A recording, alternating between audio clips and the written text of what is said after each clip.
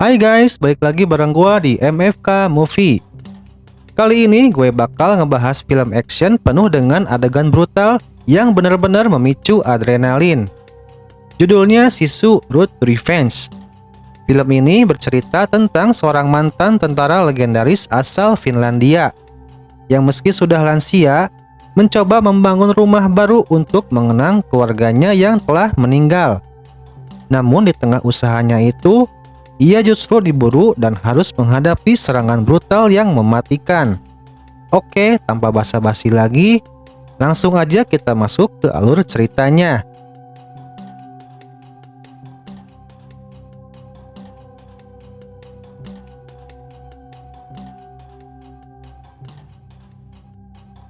Tahun 1944, Finlandia terpaksa menyerahkan wilayah Karelia kepada Uni Soviet.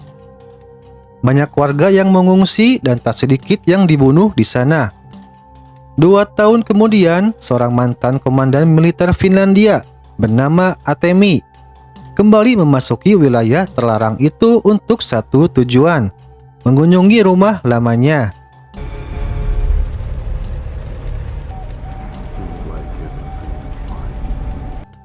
Atemi membiayai perjalanannya dengan emas hasil temuannya sendiri. Namun begitu tiba, yang ia temukan hanyalah rumah kosong dan kenangan pahit. Keluarganya telah tewas dibunuh tentara Soviet. Rasa sedih dan bersalah pun menghantui dirinya.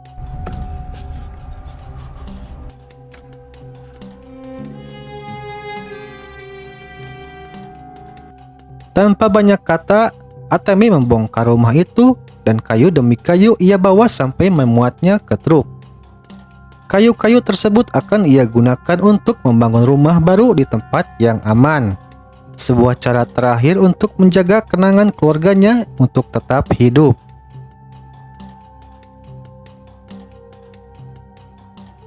Sementara itu di Siberia, agen KGB membebaskan seorang narapidana berwajah dingin bernama Igor. Pria seusia Atemi dengan masa lalu penuh darah. Yegor Dragunov, behind the enemy lines. Saat masih menjadi perwira Uni Soviet, Igor pernah memerintahkan pembakaran sebuah desa dan membantai ratusan warga sipil. Tragisnya, istri dan 2 anak Atemi termasuk di antara korban. Dari tragedi itu, sebuah legenda lahir. Atemi membalas dendam dengan menghabisi lebih dari 300 prajurit Soviet, menjadikannya sosok paling ditakuti dan dikenal sebagai tentara legendaris Finlandia. Kini lingkaran dendam kembali tertutup. KGB menugaskan Igor memburu Atemi, bukan sekedar misi tapi penebusan dosa. Jika berhasil, Igor dijanjikan kebebasan dan bayaran besar. I'm sending you to clean up your mess. Go back home, a rich man. Waktu berlalu, Atemi bersiap meninggalkan Karelia menuju Finlandia, ditemani anjing setianya. Di tengah perjalanan, ia berhenti di pos pemeriksaan dokumen. Tanpa ia sadari, Igor dan timnya sudah membuntuti dari belakang. Usai pemeriksaan, petugas mendatangi Igor dan timnya, lalu mengkonfirmasi satu hal penting. Atemi adalah buronan Uni Soviet. 2 legenda, 1 dendam lama. Perburuan pun resmi dimulai.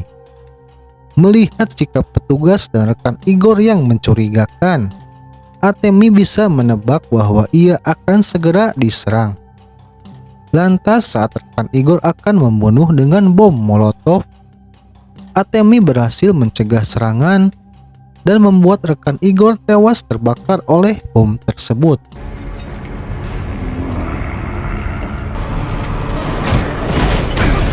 Atemi lalu melakukan serangan sambil berusaha melarikan diri dengan truknya. Setelah itu, Atemi melumpuhkan seorang petugas di sampingnya dan mengambil alih senjatanya.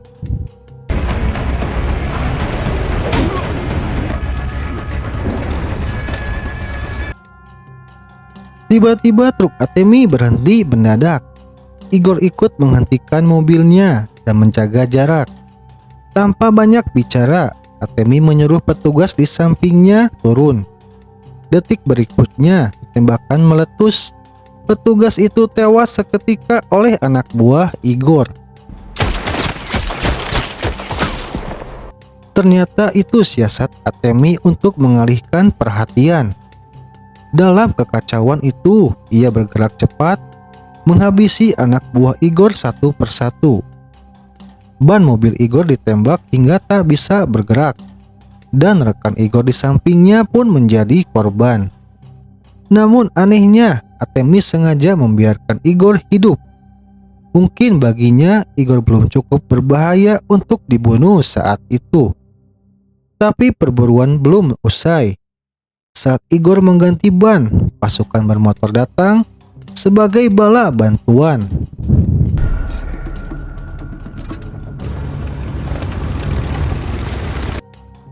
Dengan kecepatan tinggi, mereka mengejar dan langsung melancarkan serangan.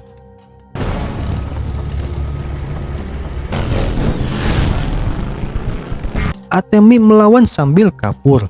Ia sempat menembak salah satu dari mereka, namun pelindung kepala membuat tembakannya tak mempan.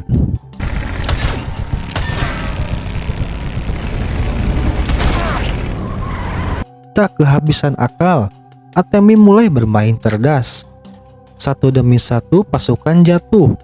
Ada yang tertabrak mobil Igor, ada yang menghantam bangkai mobil di tengah jalan.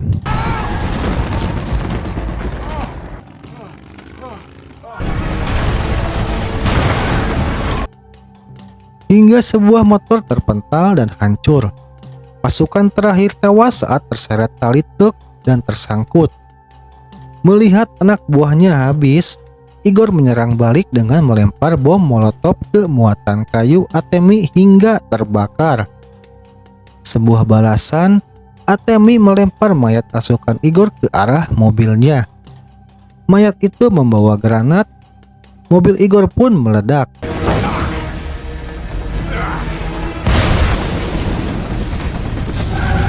Namun Igor masih sempat melompat dan selamat. Atemi lalu berbelok untuk memadamkan api, berhenti sejenak, memadamkan sisa kobaran, dan mengisi radiator truknya dengan air. Perburuan belum selesai dan akan lebih sulit lagi yang akan dihadapi Atemi. Saat beristirahat, Atemi sadar lengannya tertembak dan pipinya terluka oleh serpihan peluru. Belum sempat bernapas lega, dua pesawat tempur kiriman Igor muncul.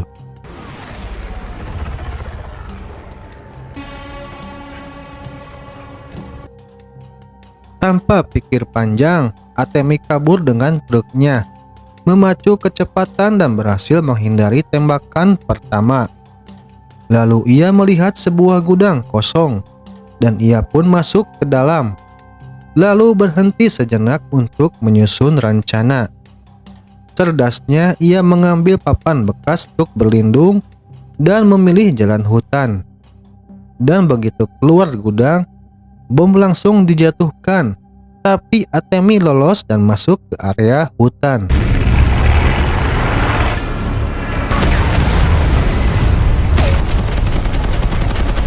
Di sana ia pakai trik sederhana tapi cerdas. Atemi melakukan ngerem mendadak. Hasilnya, satu pesawat tempur jatuh.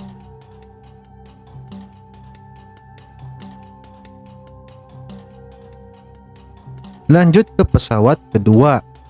Dia kehabisan peluru, pilotnya pun nekat keluar kokpit dan mengaktifkan manuver tabrak. Gilanya, Atemi memanfaatkan tumpukan kayu hingga pesawat itu meleset dan jatuh di tempat lain.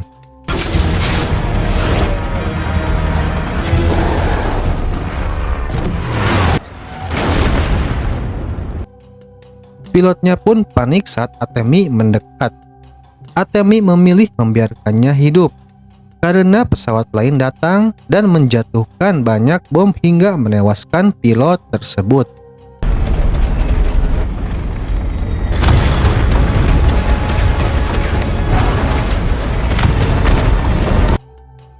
Ledakan besar membuat truk Atemi tercebur ke laut. Atemi dan anjingnya segera keluar. Namun Atemi kembali menyelam. Ia tak mau kehilangan kayu rumahnya. Dengan menahan napas, ia melepas tali pengikat dan naik ke permukaan. Untungnya ia selamat bersama kayu yang jadi harapan hidupnya.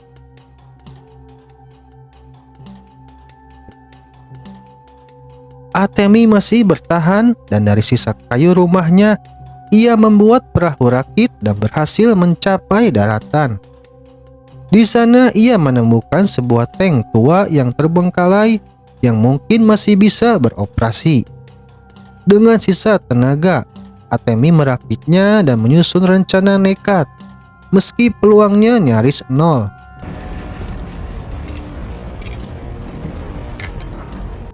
Di sisi lain, Igor tahu Atemi masih hidup dan yakin targetnya akan menuju Finlandia.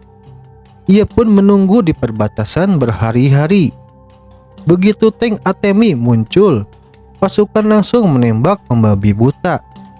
Namun Atemi terus maju dengan trik bahan peledak. Ia memicu ledakan besar hingga tanknya melompati barisan musuh sebelum akhirnya jatuh dan rusak.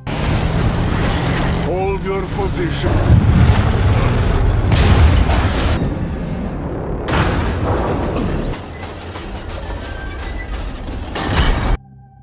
Lalu Atemi keluar dari tank dalam kondisi lemah.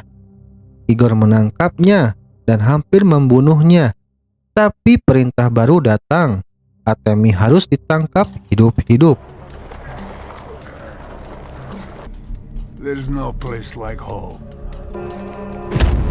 Setelahnya ia pun ditahan dan disiksa, digantung dan dicambuk di dalam kereta pasukan Uni Soviet menuju Siberia. Tak lama Igor datang. Di sanalah Igor membuat pengakuan mengerikan. Ia mengaku telah membunuh begitu banyak perempuan dan anak-anak hingga tak lagi mengingat wajah mereka. Lalu ia teringat seorang anak bernama Otava, anak yang dulu berani melawan demi melindungi ibu dan adiknya. Thin hair almost took my eye. Otava. Otava adalah anak sulung Atemi. Mendengar itu, amarah Atemi memuncak. Dendamnya kembali menyala. Begitu Igor pergi, Atemi bergerak sampai berhasil lepas dari gantungan tali. Lalu ia mencabut pisau yang disembunyikan di daging pahanya. Aksi ekstrim yang ia lakukan sebelum keluar dari tank. Saat seorang prajurit datang memeriksa, Atemi melancarkan serangan mendadak.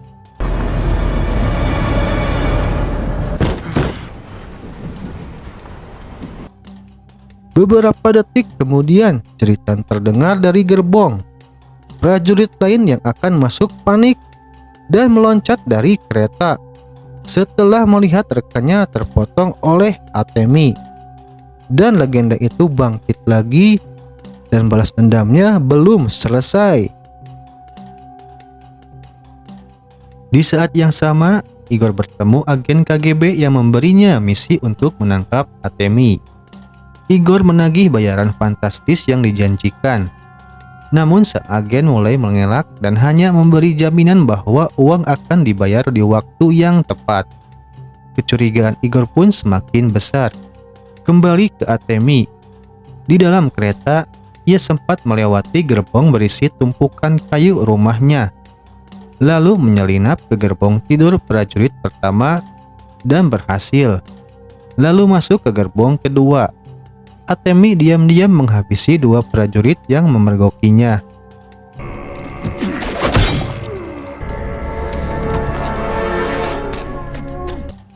Demi tetap tersembunyi, ia bahkan menginjak pecahan kaca botol dan menahan rasa sakit saat para prajurit lain tertidur pulas.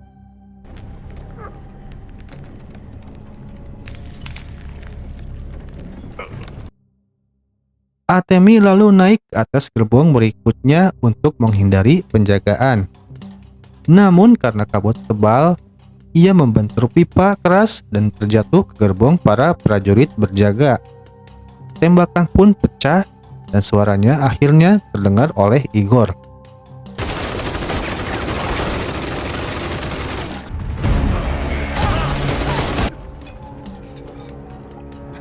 Melihat peluang, Igor memisahkan gerbong Atemi dari rangkaian kereta, berharap bisa menghentikannya.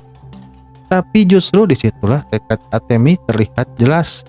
Ia akan menembus setiap gerbong, apapun resikonya, demi satu tujuan, membunuh Igor dan menuntaskan dendamnya. Tak lama kemudian, Atemi menemukan sebuah misil di gerbongnya.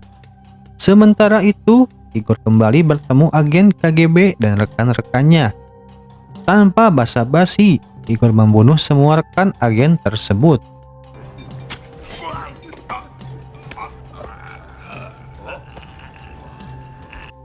Sang agen yang terpojok akhirnya menunjukkan koper berisi uang bayaran, berharap nyawanya selamat. Namun Igor tetap membunuhnya karena merasa telah dipermainkan.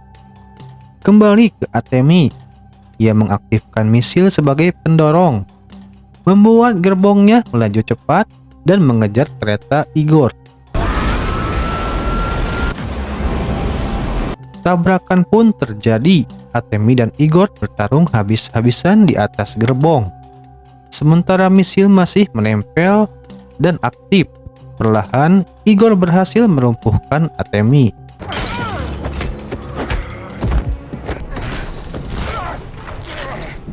Namun Atemi belum menyerah. Ia melepas pengait misil, membiarkannya meluncur lurus ke arah kereta Igor, lalu mengerem gerbongnya untuk menjauh. Beberapa detik kemudian, misil menghantam Igor dan ledakan besar pun terjadi.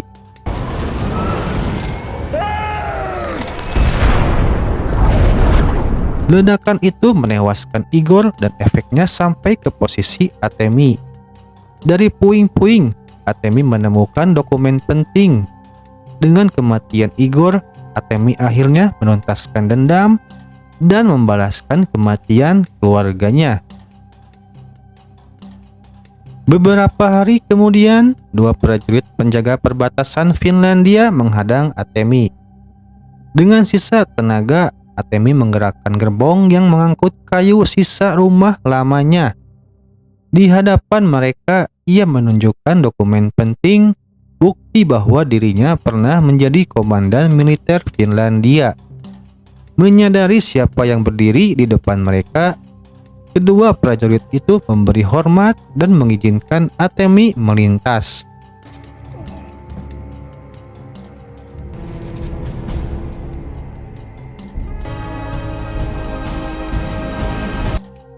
Beberapa hari kemudian, Atemi akhirnya membangun rumah impiannya. Seorang diri ditemani anjing setianya. Rumah itu bukan sekadar tempat tinggal, melainkan penghormatan terakhir untuk istri dan kedua anaknya. Suatu hari, sekelompok warga Finlandia datang membawa alat konstruksi. Atemi sempat curiga dan bersiap menyerang. Namun dugaan itu salah. Mereka justru menawarkan bantuan. Atemi terdiam.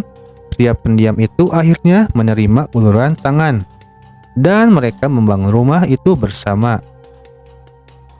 Dan disitulah kisah ini berakhir. Itulah alur lengkap film Sisu Road to Revenge tahun 2025. Terima kasih sudah menonton alur cerita kali ini, dan sampai bertemu di alur film berikutnya.